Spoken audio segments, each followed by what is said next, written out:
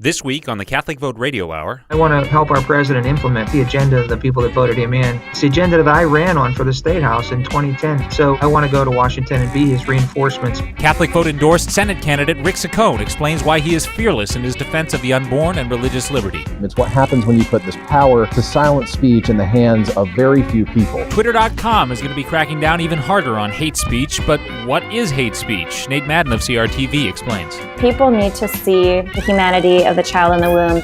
When she was 15 years old, the one and only Lila Rose founded Live Action. Today, she shares what she learned since then and her vision for the future. In the early days of broadcasting, few people realized what a fine art radio was to become. Hello, you're listening to the Catholic Vote Radio Hour. The weather outside is frightful, but this show is so delightful. I'm your host, Stephen Merry Christmas Harriet.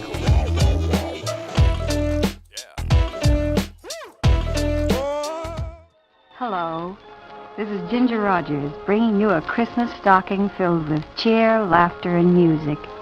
A stocking hung on the Christmas tree for you and signed from the good old USA. And now I have the honor of sitting down with Representative Rick Saccone, who recently announced he will seek Tim Murphy's 18th district seat in Pennsylvania. I also should mention up front that we recently produced our endorsement of Mr. Saccone. Thank you very much for joining us, Representative. Thank you. I'm glad to be on. Merry Christmas. Merry Christmas to you. It's interesting you open with Merry Christmas. One of the things that you're best known for is actually your overt Christianity and your defenses of religious liberty. You have a lot of guts.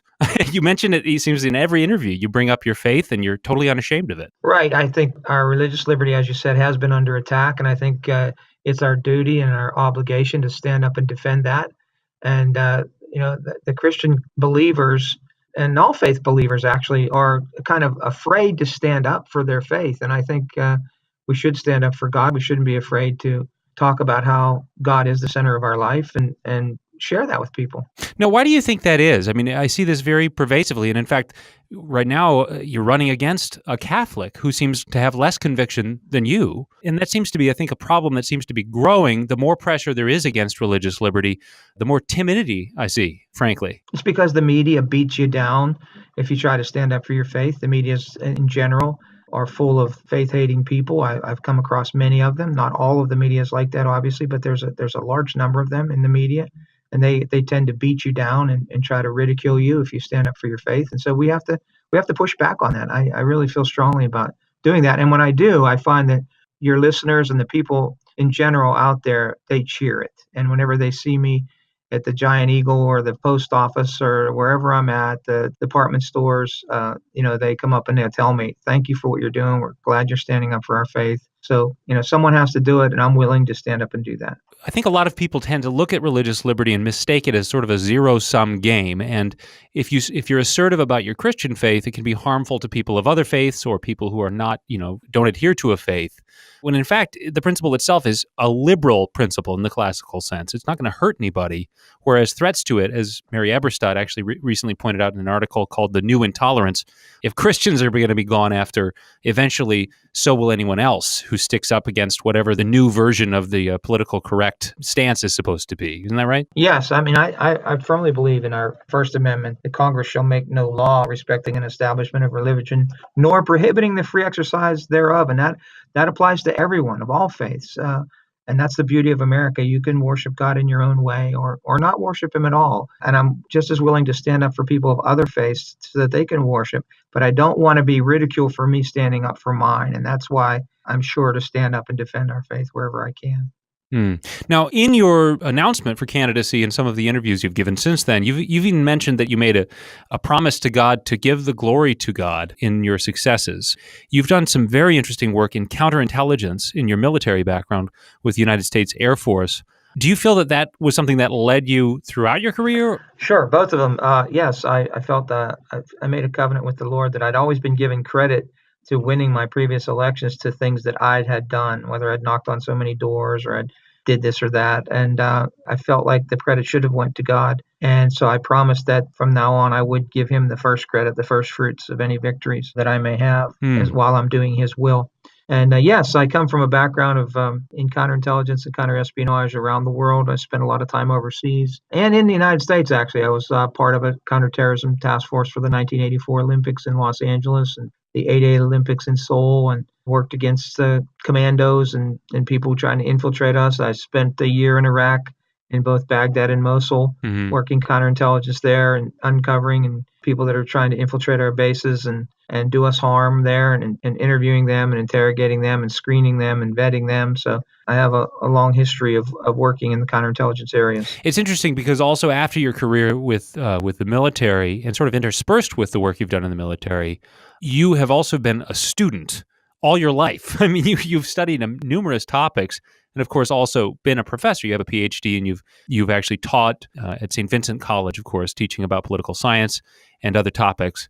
What is it that made you return to studying again and again? Because you've left your studies behind, done military work, and then gone back to studying, and you've studied every topic, I think, that touches on your career, including, interestingly, actually, you've studied Islam. Yes, I've actually never left studying. I've always studied, even when I was in the military.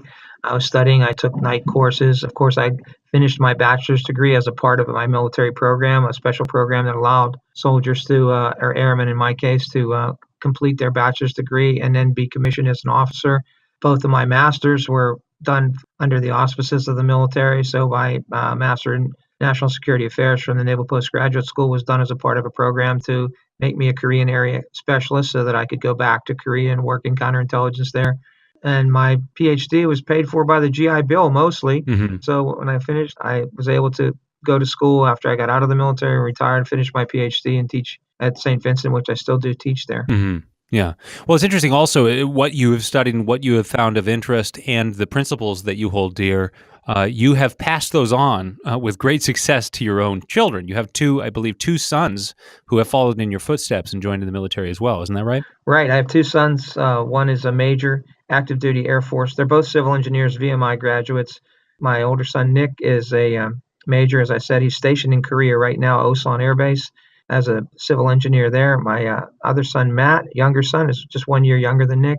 He's a captain in the Air National Guard, full-time guardsman in the 171st out in the Pittsburgh International Airport area. Also a civil engineer out there. So yes, they're both pursuing careers in the military. Yeah.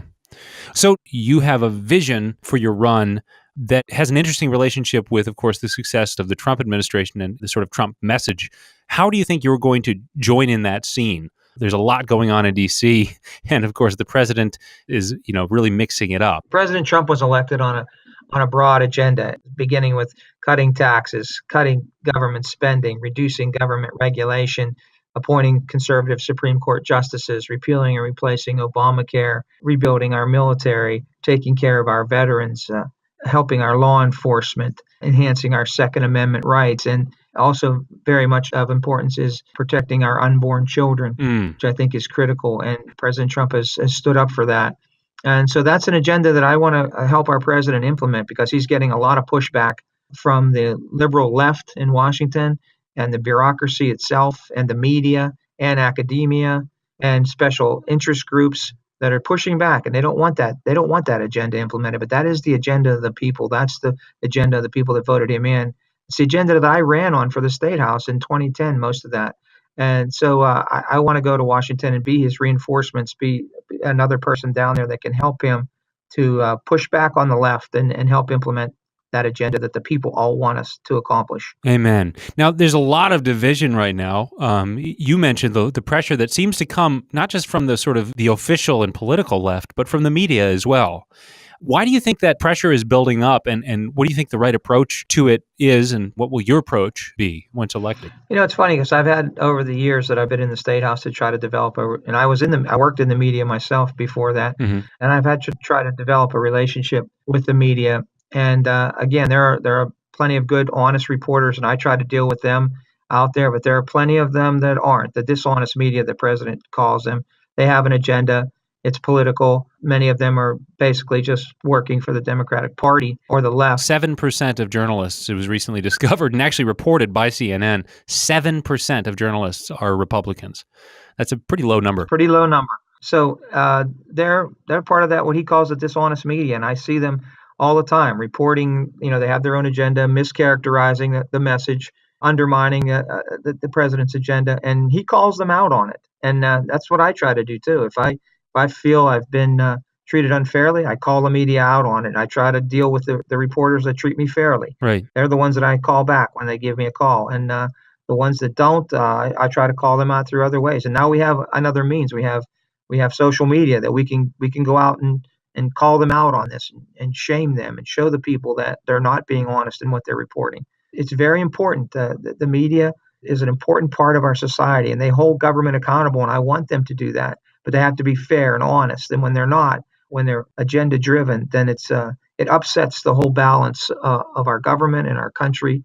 And we have to make sure that they're always complaining about the government and how dishonest it is. And in many cases, they're right. But in many cases, they're just as dishonest. And they have to be just as accountable as people in government do. Yeah. No, and also onlookers and voters, potential voters, should be aware of that. In light of all of that, what would your advice be to potential supporters of you who are looking on at the upcoming battles, and what can they do to support you and also to make sure that they're getting an accurate view of your campaign and your work?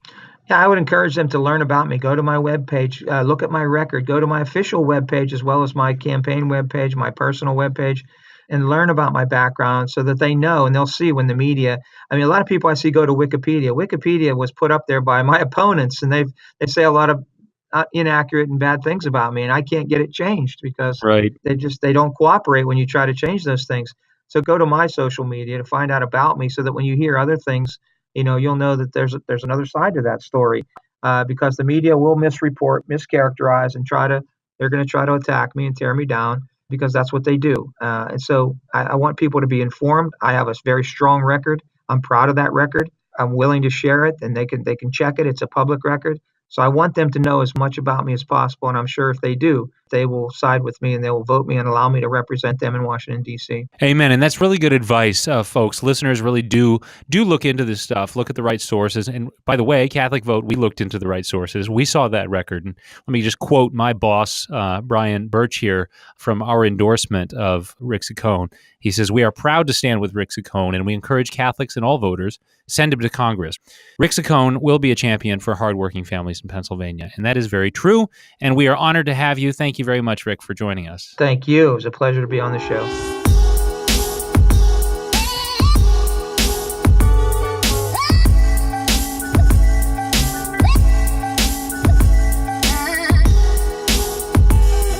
And now I'm joined by Nate Madden, congressional correspondent with CRTV, who has a lot of really great insights on many topics, by the way. And I recommend that you regularly keep up on CRTV's videos with Nate Madden. They're really superb and getting better every week. But thank you very much for joining us in the first place, Nate. Oh, thanks for having me, Steve. How you doing? I'm doing all right. This is a good time of year to be thinking about wonderful and heartwarming topics like Twitter cracking down on Christianity. Twitter did recently just come out with news that they are going to be further constricting talk on Twitter and doing some what people euphemistically call censorship. And what is the deal with this? What's new? So they have a new policy out that basically says they're going to crack down on people who advocate violence against civilians, people who threaten or intimidate people based on their people group and things like that. And so far, it's just been in response to the pressure that they've had to kind of crack down on all these really racist alt-righty guys who are running around on Twitter. Right. But I mean, the danger here is that what we've seen since they implemented this Monday is that the implementation has been really, really arbitrary. Right? So you're seeing some organizations and outlets that do promote this racist, quasi-eugenic ideology being cracked down, but other ones, David Duke is still on Twitter. Richard Spencer is still on Twitter. See, the Klansmen and the white nationalists, they're still operating.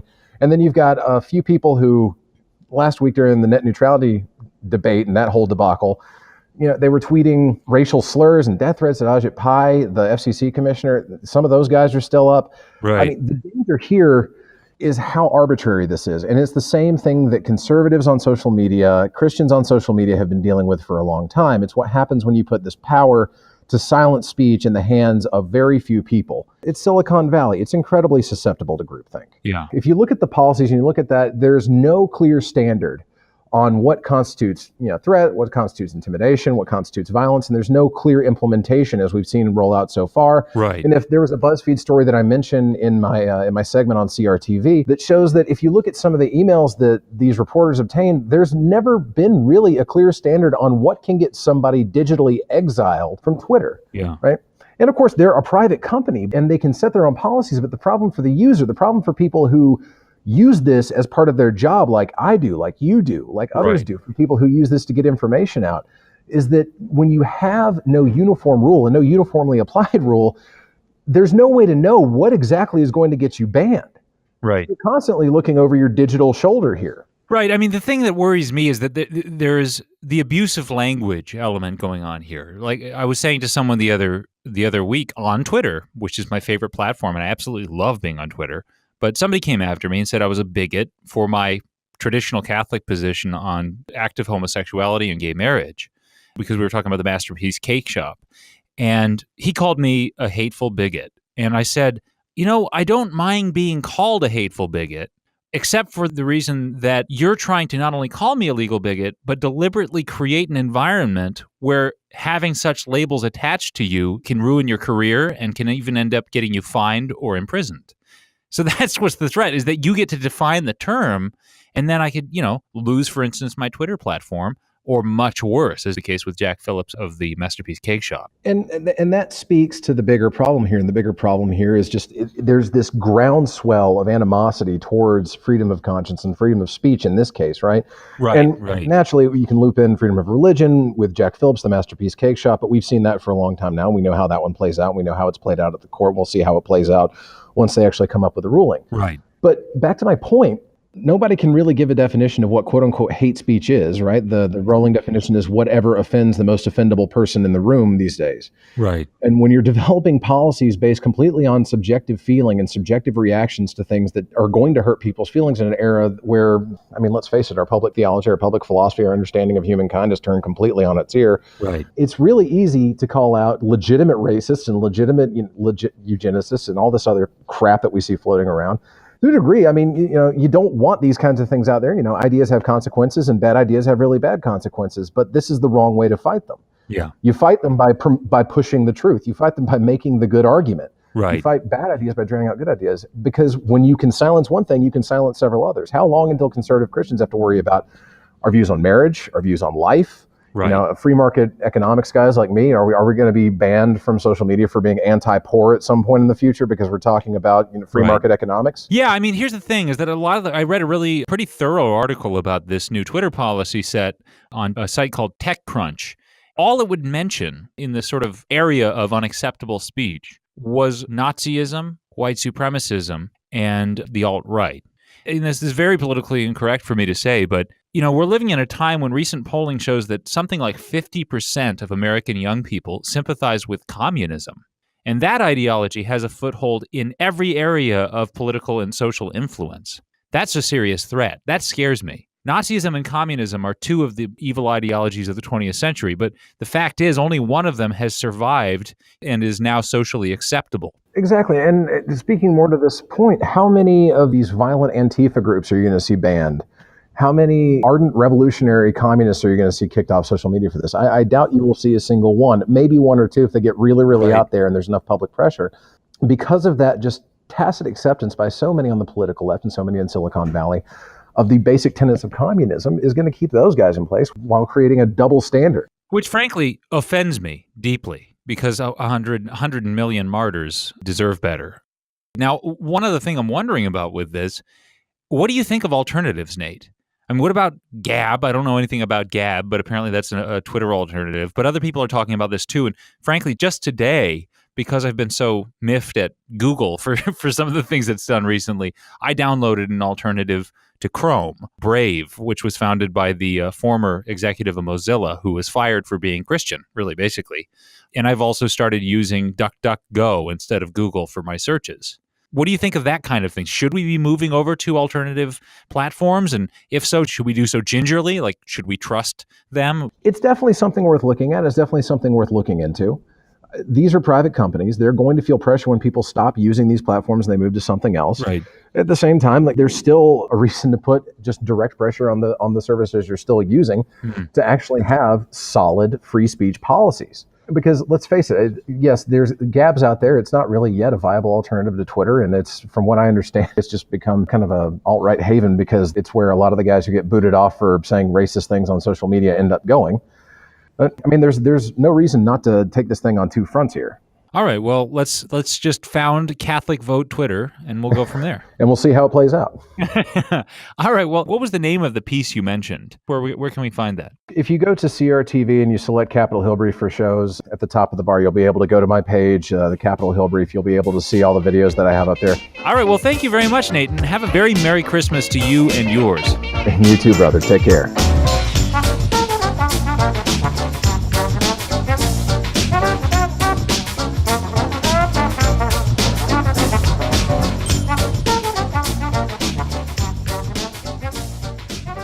And now we've come to that part of the show, my favorite part of the show, where we have our weekly political discussion with Joshua Mercer. Joshua Mercer is the political director for Catholic Vote. Well, we have some things to be happy about, especially this Christmas. How do we feel? How do we feel from a Catholic perspective? What do you think of 2017? How did the Trump administration do? How did Republicans in Congress do? Do you think they delivered? Well, obviously, the most notable thing, I think, in 2017 was the confirmation of Neil Gorsuch to the Supreme Court. Mm-hmm. In addition, there was a dozen other judicial nominees that were confirmed by the Senate this year. That's the most in any president's first year in office going back several decades. Right. Those are two major accomplishments. President Trump has also eliminated 22 regulations for every new one added. So he's really streamlined a lot of things. He also restored religious liberty for the Little Sisters of the Poor. I guess I would give that like a C rating if that's all that it was. However, this tax bill was so critical. It's three bills really in one. You know, the fact that it passed the House, passed the Senate, and signed into law by President Trump, it gives the Republicans something to celebrate for an impressive 2017 agenda. Very cool. Well, what are these three things and how do they relate to us? First of all, it opens up ANWR to drilling, and that's going to be a lot of jobs and hopefully lower energy costs for Americans. They can do that in a way that preserves the part of the refuge so the animals are safe. I think that's a win-win. I don't understand why this is even a debate. Right. The second thing in this tax bill is they got rid of the Obamacare individual mandate. And this is this obnoxious idea that the federal government says you have to go out and buy insurance from a private company, and if you don't, we'll fine you. Right.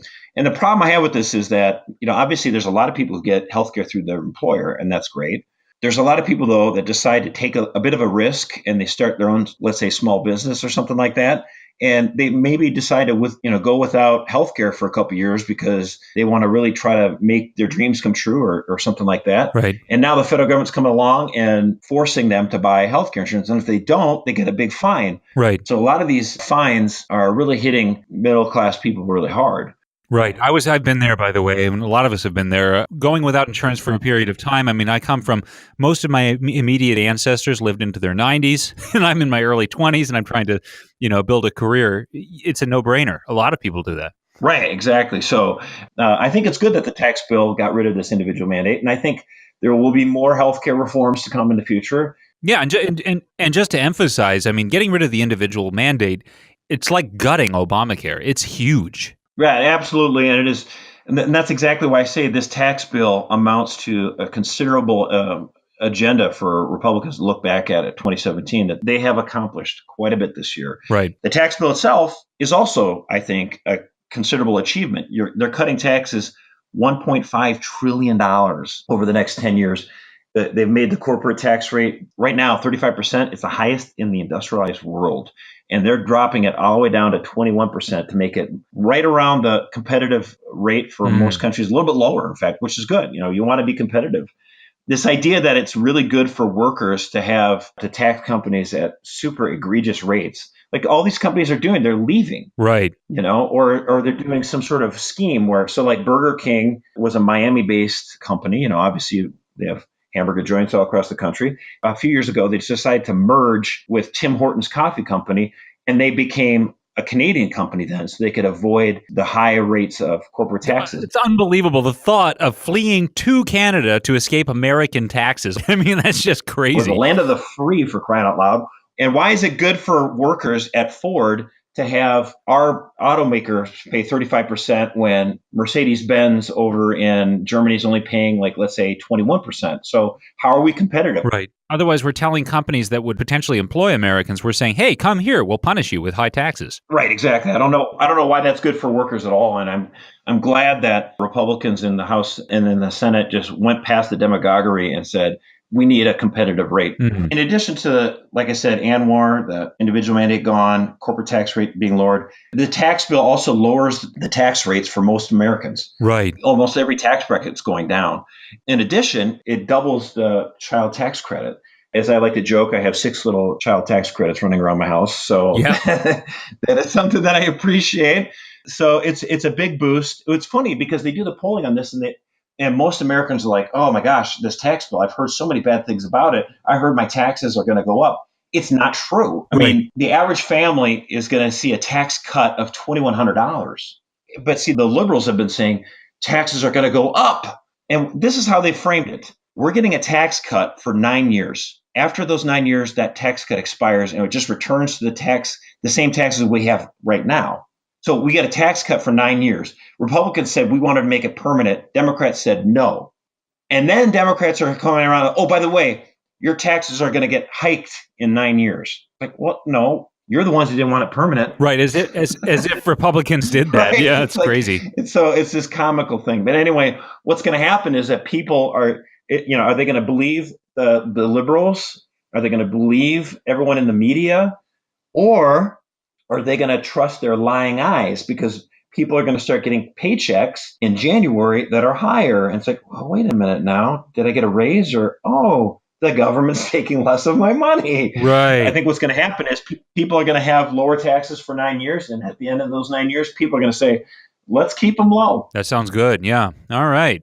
Well, this is good news. And also, by the way, I thought it was really interesting. You were telling me before in the polling for it, people are opposed to, quote unquote, the tax bill or the GOP tax scam in polling. But when you present each element of the tax bill to people, the same people taking the same poll will like each element of it, but dislike the thing as a whole because it's been so besmirched by media. That's it. It's just that the Democrats have been very successful at demagoguery, and they've won the rhetorical battle, but Republicans have actually signed this into law. So we'll see what happens over the next, it's a long time till November. And if the economy takes off and people start liking their paychecks with a little bit extra money in it.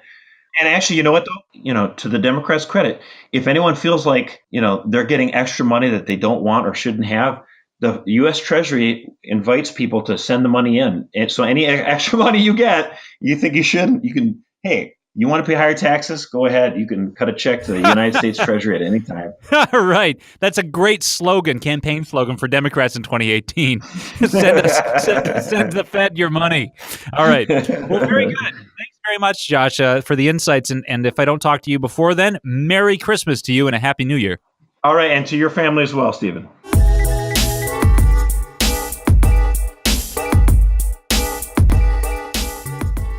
And now I'm honored to be joined by the president and founder of Live Action. We're talking with Lila Rose here. Lila, you founded Live Action at the age of 15. Isn't that right? That's right. And you've been doing a lot of work since then, and you've been one of the leading voices in the pro-life movement. Some would say, and I think I would agree, that your work ended up laying the groundwork for even more activism. And since you worked particularly on undercover video and sting work with Planned Parenthood, you could even say paved the way for the great work of David Daleiden, which you've also been involved with as well. So first of all, just thank you for the good work you do. Of course. Thanks for having me on the podcast. Oh, it's a pleasure to have you. So one thing is that you're an actress, Lila. That's been true since the very beginning. Some of the work that you've done from the very beginning was you played the role, right, of a young girl seeking to procure an abortion in a Planned Parenthood facility. And some of your earliest work, the purpose of that was to, unfortunately, reveal that many Planned Parenthood workers were willing to overlook cases where young girls would be impregnated by an older man in a relationship that would be illegal, right? It would be child abuse. and they would look the other way at that. Yeah, so when I first started doing investigative reporting, I was a college student at UCLA, and this was a few years after starting Live Action as an educational group in the Bay Area in California. And as a student in Los Angeles, I wanted to report on the way that women were treated on my campus at UCLA who were pregnant, and how local abortion facilities treated especially underage victims of abuse who were pregnant and who are very tragically taken by abusers often to abortion facilities for secret abortions. And Planned Parenthood, I had read a lot of reports that had been done of young girls who had actually sued Planned Parenthood for covering up their sexual abuse that they endured with a secret abortion and not doing mandated reporting. And when I was reviewing this material and learning about it as a student, I thought, I want to see if this is happening in Los Angeles. I'm going to work on exposing this. And I was already starting a publication at the time at UCLA to advocate for the unborn and their mothers. And I was also, I have a history of doing acting and speech and debate. So it's kind of in my blood. So with a little bit of, a lot of research and then some preparation that was a little more on the amateur side, and that I didn't have a major nonprofit behind me or news corporation. Right. I started doing reporting of local abortion facilities. Right. You said you had a little bit of a background in acting and debate. What was that? Were you working in drama as a child? Was that a background of yours? Well, I was involved in a lot of speech events, which are basically short form drama events, dramatic interpretation. There's called duo interpretation. I was on the mock trial team at UCLA, and I was a witness, so I had to act out the part of a witness was at any given trial. So it's sort of in my blood, and but most importantly, I wanted to approach it as a journalist, not just as an activist, but as someone who wanted to report on the abuses that were taking place and looking at the abortion issue, which is so misreported, if reported on at all, by major media groups. I mean, the Los Angeles Times is not going to go undercover in an abortion facility. The Los Angeles Times, if they report on abortion facilities, are going to do it to do feature profile pieces on how great they are or to promote Planned Parenthood. They're never going to really challenge them because there's so many abortion advocates in media. So the idea was to approach this from the perspective of an activist and a journalist, and use whatever skills I had at the time to accomplish that. Right. That's awesome. Which included, sort of a flair for acting, which is really kind of cool. Right. So I think right. a lot of young people actually who might be interested in pursuing a career and they don't know what to do with their skills. I think a lot of kids dream of being movie stars. I know I did. A lot of people did. But they could put that to use the way you did. And also the effect you had was pretty immediately great. Well, it's true in that it's not like college students had done investigative reports of abortion facilities before in the way that I was doing them and others at Live Action were doing them at the time. So It was very new at the time. And, I was working with David. I was working with others who have gone on to do amazing things. And it's just an important part, I think, of just the power of students and young people that really the sky's the limit and they can forge paths that might not seem possible, 5 years prior, but if they just look at the landscape and say, how can I contribute my talents? And for me, it was looking at pregnant women are mistreated at UCLA because they're told to get abortions and they're not given support. And local abortion facilities are covering up abuse and manipulating and misleading women. I wanted to expose that. And so I used whatever gifts I had and whatever resources I could find to do that. Yeah, it's so sad, and you're so right to point that out, that there's this sort of love affair between mainstream media outlets and even Hollywood and other centers of cultural influence and the abortion industry. I'm thinking right now of just recently, Time magazine put out their Person of the Year. And the Person of the Year that they just listed all of the women who have been breaking their silence about sexual harassment and sexual abuse in the workplace and so forth. They were called the Silence Breakers. And this is significant. Planned Parenthood retweeted the Time cover. And they said, hey, all you women who break your silence, we stand with you. I looked at that cover and I thought to myself, where's Lila?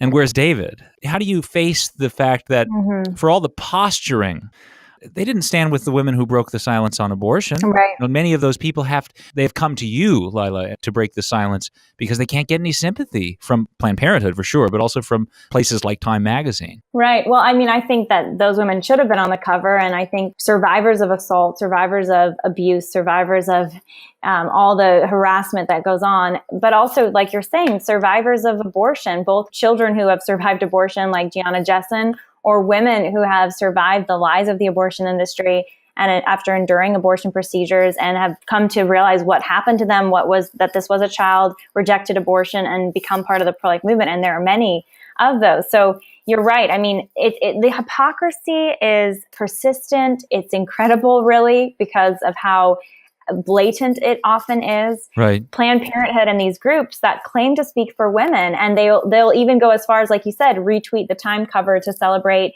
women who are part of the Me Too movement. But Planned Parenthood covers up sexual abuse across the country and has been doing so for years. And little girls have actually sued them because of the abuse that was covered up that they endured at abortion facilities. So, you know, it's the height of hypocrisy, but we shouldn't be surprised because Planned Parenthood and these groups that claim to speak for women but really do not. They speak for a fringe group of abortion activists who are obsessed with abortion, who want abortion on demand without apology, who don't see the life in the womb, who refuse the reality of silence, who reject logic, who reject the studies that have been done that expose how dangerous and harmful abortion can be to increase breast cancer, along with hormonal contraception and other things like that. So it is the height of hypocrisy, but that's where the power of live action and just telling the truth again and again and getting that in front of millions of people, we can push back against those lies. No, that's really interesting to me, that idea that they do speak for a fringe. I think that's underrated. And this is an insight that actually Marjorie Dannenfelser of the Susan B. Anthony list has also mentioned. She's been on the show. And one of my favorite points she's made is, I don't think that the average woman is pro-abortion. It's actually a very small minority of people that would ever say, I'm pro-abortion. Abortion is a great thing. I love abortion. And it's always been that way. Yeah. It's always been that way. Even when the National Organization for Women, under the guidance of Betty Friedan, made the vote one night in D.C. in the late 60s to make abortion part of the National Organizations for Women's platform, there was less than 100 women in the room voting yes on that. And in fact, many women left the National Organization for Marriage on the leadership team because they were pro-life, and they said, this doesn't represent us. It doesn't, the voices of Planned Parenthood, the voices of the National Organization for Women, NARAL, these groups do not, the Women's March, right. They do not represent the vast majority of women. They represent these fringe pet causes. I mean, they lie to women and claim they represent more, but what they really represent is the abortion industry. And many of them represent the pharmaceutical industry and pushing hormonal contraception on women and pushing IUDs on women and saying that somehow our fertility needs to be suppressed and this is important for our freedom. I mean, these are fringe ideologies and practices that harm women. Right. And I think when women learn about this, they are upset. And that's why, of course, Planned Parenthood is going to do their best to try to bury voices like those at Live Action and, you know, the work of Center for Medical Progress and other groups that are exposing what they're really about. What do you think the chances are of trading places in terms of a lot of really, really influential and powerful institutions, even if they believe like what you call a fringe ideology, they somehow give the impression of being pervasively popular? I think it's largely because of how they present themselves and the sheer amount of power they find themselves connected to. What are the chances of overtaking that, of mainstreaming a more moderate and humane view, which is probably the more common view already, but making it mainstreamed and giving it the sort of cultural influence that the pro-abortion position now has? Well, I think the goal should be mainstreaming the correct view and the loving view. And, you know, I think there's been a big response in the last 40 years since Roe v. Wade, and the last almost 50 years since the National Organization for Women and the second wave feminism made this kind of false feminism. Uh-huh. And I think people are still realizing the damage of the sexual revolution today, because what really happened is a small group of people engineered a whole concept of feminism or of women, of children, of what is healthy sexually and good sexually. And they tried to mainstream it, and they succeeded in many ways. But I think people are getting wise to that. More and more people are understanding the lies. And we can mainstream the truth if we do the hard work of education. Right. And this is something I'm really passionate about. And with Live Action, we've been passionate about from the beginning, is politics is important. But we have to do the hard work of education. We have to do the hard work of marketing the facts. We have to do the hard work of reaching people who are on the other side of the fence from us or who might not look like us politically, and actually sharing the stories with them and the information that is going to be transformative. And that's what Live Action works to do every day, using online platforms, reaching across the aisle, getting our video content in front of millions of people. That's what I believe is the future of transforming the pro-life movement and beyond. Yeah, amen. And I think there are two things that stand out to me. First, the story, telling stories. I think it's really important. And the other thing that you mentioned is video content, which is really cool. It is very convincing. Your video content, particularly in the work of live action, is really irresistible. It's very, very convincing stuff. I've noticed this, actually, that I was just talking to a friend the other day, and I watch a lot of Netflix because I love film. I think it's awesome. And I noticed that whenever abortion as a topic comes up in a movie or TV show, the message is invariably pro-life. Even though the people making these shows are probably pro-abortion, leftists, you can't make a pro-abortion message that isn't repulsive. Especially it falls flat. Right, it's unflattering. It's unflattering, yeah, especially in story form. You can't present abortion in a flattering way. That's kind of good news. I think there's a lot of good that can come of that, just like you said, telling stories. And I think that's maybe why your early work and continued work in terms of undercover work has been so effective, because you actually see a girl who looks very much like a 15-year-old, right? And you see her on film, you hear her voice, and you see her interacting with an actual person, and that there's no way to present a person saying, oh, you want to have a sex-selective abortion? Oh, just don't tell anyone. I'll pretend I didn't hear that. There's no way to present that in a way that looks good. It's so creepy. You've revealed it so many times. What about sex-selective abortion, by the way? Well, you've done some exposés on that. Yeah, I mean, it's one of the many exposés we've done, and there's, according to The Economist, and this was now 5 years ago, 100 million missing girls internationally. That means girls are discriminated against in the womb and killed, often in late-term abortions. And that's not just happening in India and China, where there's the one-child policy in China and girls are less valued in India. It's happening in the United States. And in some communities, the demographics between girls and boys, the gender ratio is it's severely off. Meaning there's more boys than girls. So girls are being aborted just because they're girls in the United States. And Planned Parenthood has lobbied against legislation that would prohibit sex selection abortion. So they're in favor of sex selection abortion. They're fine with it. And we've exposed at their facilities them even coaching women, our investigators, on how to procure late-term sex selection abortions, and how they were morally neutral, and that they would support them and even help administer them. Wow, right. And cover it up along the way, make sure there wasn't a paper trail, right? Right, and actually even use, for example, in Texas, in one particular Planned Parenthood, the worker was saying how they could use Medicaid to basically get the woman to get an ultrasound to determine the sex of the baby, and then turn right around and abort that child after determining if she was a girl. Oh my gosh. So would you say it's fair to say that unborn girls are disproportionately affected by the abortion industry in general? Absolutely. Not just in places like India and China, but even here in the United States. And groups, I mean, it is again back to the height of hypocrisy. Groups that claim to be pro-women are actually perpetuating this violence, this extreme gender violence against girls in the womb. Right, right. And we're not talking about catcalling. We're talking about murdering them. Right. Not giving them a chance.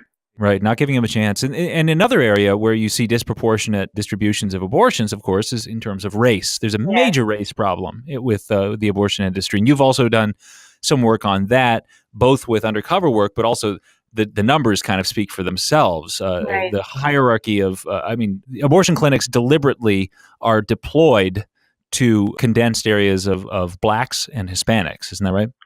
Right, exactly. I mean, the bottom line is once you start to propose abortion as a tool to curb poverty or to deal with health problems or the lack of education among certain communities, it inevitably becomes a vicious downward spiral for communities that are struggling, like low income or minority communities. And Planned Parenthood has actually set up, there have been studies done showing the disproportionate setup of Planned Parenthood facilities in minority communities.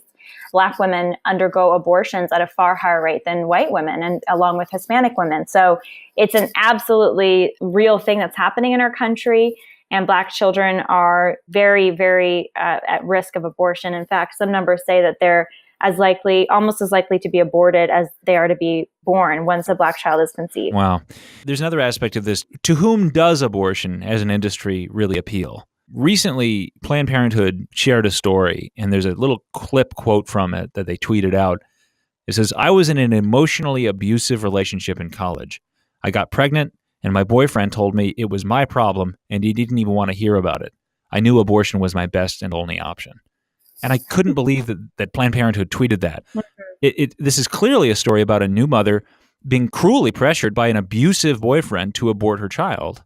Yeah. And Planned Parenthood tweets this out proudly as if to say, thank you, abusive men. You're the real beneficiaries and customers of our work.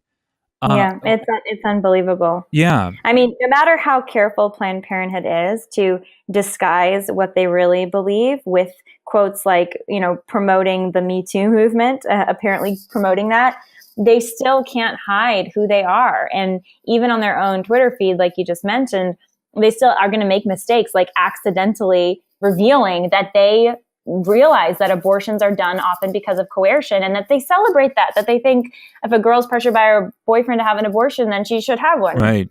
Or if a woman experiences sexual assault, then she should just have an abortion. Or if a woman is poor, she should just have an abortion. I mean, it's this really violent, abusive approach to women who are struggling to say, your solution is to kill your child.